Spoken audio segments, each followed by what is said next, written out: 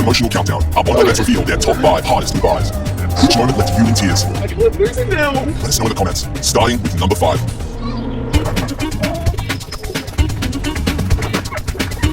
We've had some pretty unusual things land on the front doorstep of the clinic, but I've got to say this latest one is something special. The Bondi Clinic has been a foster home for everything from possums to birds, even joeys. But in a few short days, Pan the baby goat has really settled in. Not exactly a helper in the clinic, you wouldn't say. Pan has a true first ask questions later approach to most things in life. Oh, we love having Pan. The vet nurses have all fallen so in love with Pan. But there's a very special attachment between Liz and her. Never lets her out of sight. If you ask me, Pan thinks Liz is a mum. She's got a smile on your face when you see her. When you hear her, you walk past in a bad mood, you hear her, nah, oh, someone loves me. As much as we do love having Pan around here, the reality is, a vet clinic isn't the ideal home. She's eating anything and everything. So we've got to find a place for her in Bondi. That's not going to be easy. They've got to understand her needs.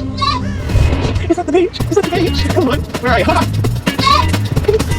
You're free, Dave. While the search continues for a new home for Pan, You can go say hello to anyone? Liesl has decided to immerse the kid in Bondi's beach culture. Come say hello. Are you scared, Kobe? No. You can feel a little horse coming through too. At first I'm unsure. Is it a goat? No, it can't be a goat. No, it's a dog. It's one of those special dog breeds. No, I think it's a goat. It's a goat. It's hilarious. You guys are such a show-off. Meanwhile, at the clinic, Pan's fate is being decided. Thank you. Okay, we'll talk to you soon. Bye. Wow, it's good news for Pan. So Vaucluse House have offered to take her and her vices, and then we'll take straight away. Vaucluse House is an historic mansion open to the public. Just a few days ago, one of its oldest residents, Lady, finally succumbed to old age. Now Pan will take her place. The only problem now, though, is breaking this to Liesl. She's going to be devastated.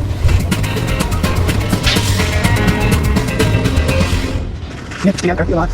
Seeing a fresh fruit and veg all the time when you're down there. It's a sad day for surrogate mum Liesl. Pan is departing for her new home at Vaucluse House. Oh, it's really hard. She's the, my baby and like watching her go off to school for the first day or something, I think. Bye, London Junction. Oh, this is gorgeous. Just gotta go, huh? You gotta come visit as much as I can, I promise. You can see how much the two of them bonded. It's how Liesl, it's Pan. Let's try and leave. Yeah. Sorry, Pan. I'm sorry, Pan. Oh, Pan. Man, it's like hearing your baby cry. Don't forget me, okay?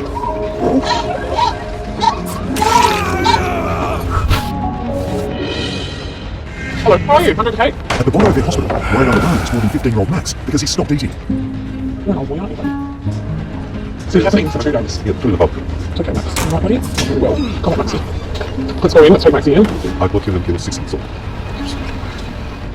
He's part of my family. He's lost a lot of weight since we saw him last. Do you think he's lost a lot of weight? I think it's age. He always ate normal on the last couple of days. Okay. When I saw Max on the schedule today and I saw that he hadn't been eating for quite a while, and I started sick. Especially my 16, 17-year-old dog. Not eating for a couple of days, lost 7 kilos in a year. It's too good. Maxie? He's blind. I think he's lost. Yeah, no, he's blind. Max, I think it's a continuation of what's happened 2 years ago. And he's got it not so good. See, he's breathing like this. I see how he's like struggling to get air, and you can see his abdomen there that's moving. You're right. Can you hear that cough? So he's got fluid in his chest. It's not taking out the next sponge, and they can't actually feel him with oxygen. So what's happening? He would be feeling right now like he would have asthma. Amazing. Do a blood test, full blood test. If something wrong, blood test will show you something wrong. I think what one I would like to say is that we can do all these tests and we can do all these treatments and that Max is going to get better. But sometimes that is the case. Sometimes that is the case. So there is some point to do a blood test. We can get some clues. We can get some leads about where we actually go to. But Max is a very, very older dog. 16 to 17 years old. He's a very old dog. Can I get Max better? I don't know. He's a good boy, isn't he? So what I'm going to do is run some in-house bloods. We're going to be back within the next sort of hour or so. Let's go, please. What's it? Devoted owner Lana can't imagine life without her special boy. I want you to be pleasure. Because he's a pleasure. Next, Kate is doing an X-ray to see what's going on with Max's breathing. Max's lungs is that there's not much blood in here. So all we can see is that there's a whole bunch of fluid that exists in his chest cavity. This all here is not fluid, and this is supposed to be black, and it's not. I have a sneaking suspicion that this is actually probably coming from his right side of his heart. In other words, his right side of his heart's possibly collapsed and failing. If I can help, I help because I'm against just do a job and next door. Sorry, that's part of my family. Lana is now desperately hoping Max's blood results are good. So what we can see here is we're starting to get into multi-organ dysfunction. High kidney enzymes, in fact one of his kidney enzymes is so high that it's actually unable to read on this machine. I'm really devastated about these blood results. I can't give Max any kidneys, I can't give Max any liver. A lot of these problems I can't make a point in my room produce more red blood cells. So this may be the end for Max. You right, Maxie? He's just having a little sleep. Kate now has to gently explain to Lana how much Max's health is deteriorating. Max is a very, very sick dog. He's 100% suffering. And I'm not entirely sure right now that Lana knows how sick Max is.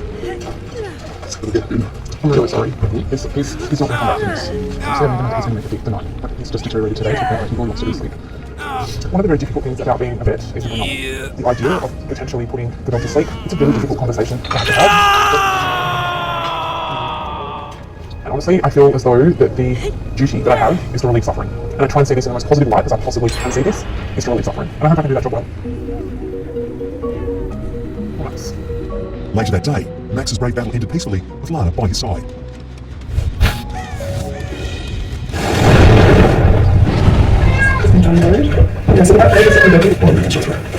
At the Bondi Clinic, Chris is confronted with a shocking hit-run emergency.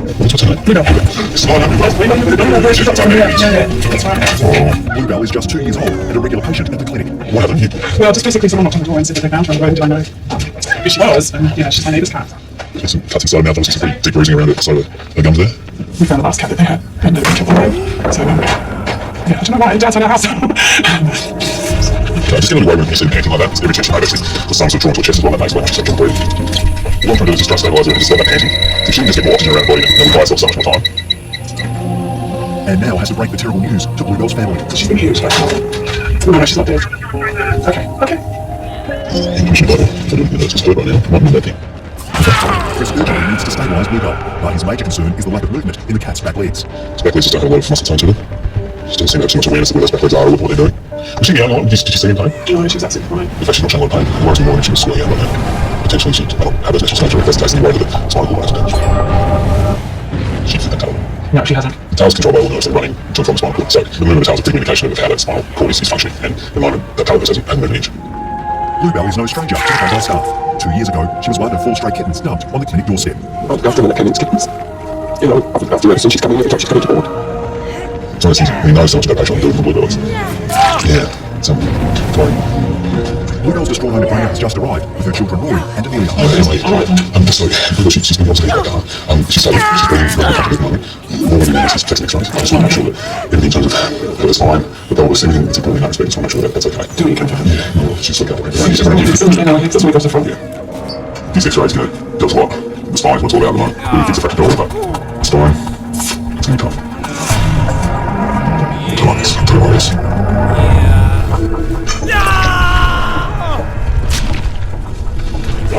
She's got a pretty serious spine injury there. Today in the fracture, it looks like where you've got one vertebra and you've got another one. Just the force of the impact just pushed one up.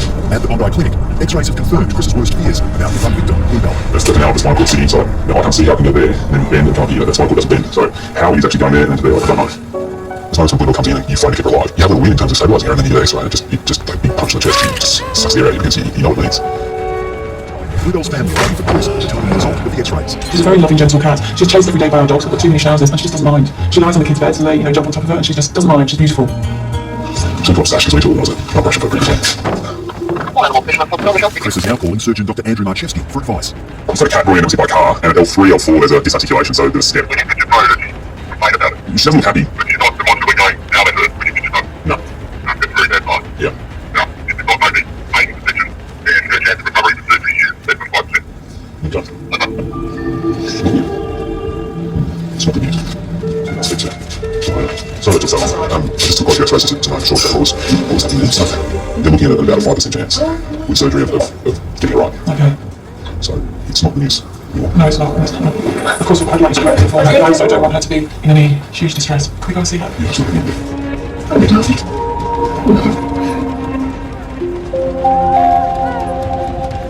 It's all right with her.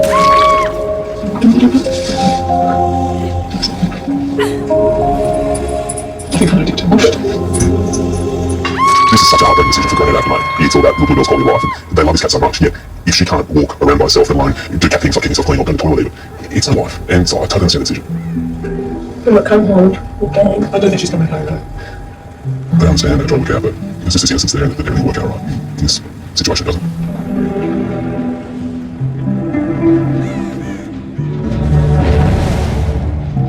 Your emotions go all over the place.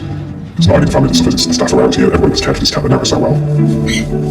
Everyone's been up on it. She's about this place for a long time.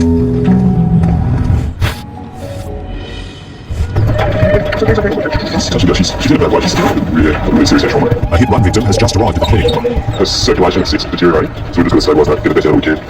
Look out some of the cat in there, so I'll let the dogs in there, put them on quickly.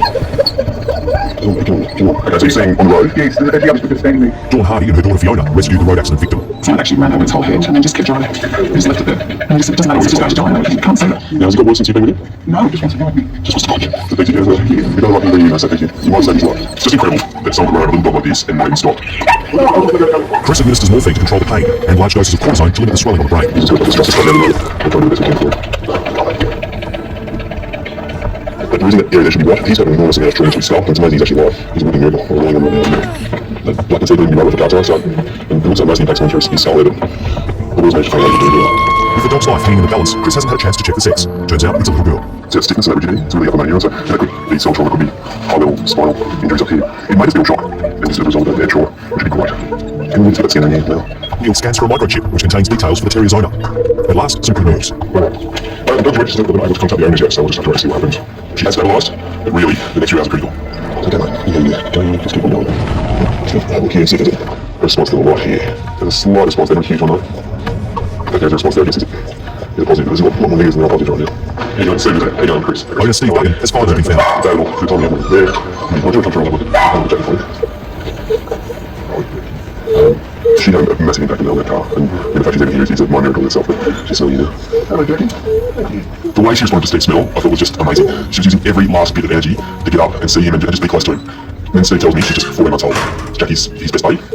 That's cool. I thought it was a compelling boxer. I want to go to a bit of company. I know, Jax. I know. No, it's just to see what Jack's name. I'm pretty sure. Police are now investigating Jackie's hit run. Steve's friend had taken the terrier for a walk. They tied her up outside a local hotel in just a few minutes. Security camera vision shows a stranger untying the terrier and stealing her lead. Why you steal a threat on a leash? It's a criminal. I know, Jax. Thank you. Obviously, it's doing what yours. I'd love to be able to give Steve some sort of reassurance that everything's going to be okay, but it's just not really possible right now. As Steve says goodbye to Jackie, he knows his best friend needs a miracle. Back at Bondi, Jackie has stabilised enough for Chris to carry out some crucial x-rays. 3, 1, 2, 3. So Jackie's improving. She's somehow beaten the head trauma, the concussion, and now she's doing her best to convince me that she can beat this whole thing. But there's one final test, and that's the x-rays. You've got to work out what's going on with that spine. X-ray. The thing I find most touching about Jackie Moe is the fact that she can't see. That the only cover she's got is the chicken smell test. You go in there and she has a sniff, all the energy, and then look at you, it's the same way. Can you help me now?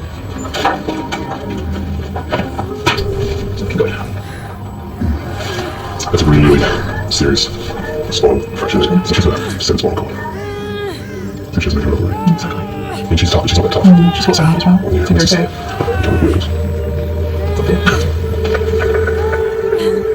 I'm sorry, I'm sorry. No. But it's also few these situations that she was just doing what she felt natural. She was let off the leash by some idiot who decided to take matters into his own hands. Who knows why? And she's the victim of some person's stupidity and thoughtlessness. And, you know, he doesn't have to see this, he doesn't have to deal with the silence, he doesn't go in trouble, and it's just, it's senseless. It never gets any easier. In fact, it sometimes gets harder, particularly as you get to know the animal and the people involved. We know with the animal that we will never let them suffer, but it's really hard for the people. That's what breaks your heart. Breaks my heart. Jackie's owner Steve decides to put his best friend out for pain.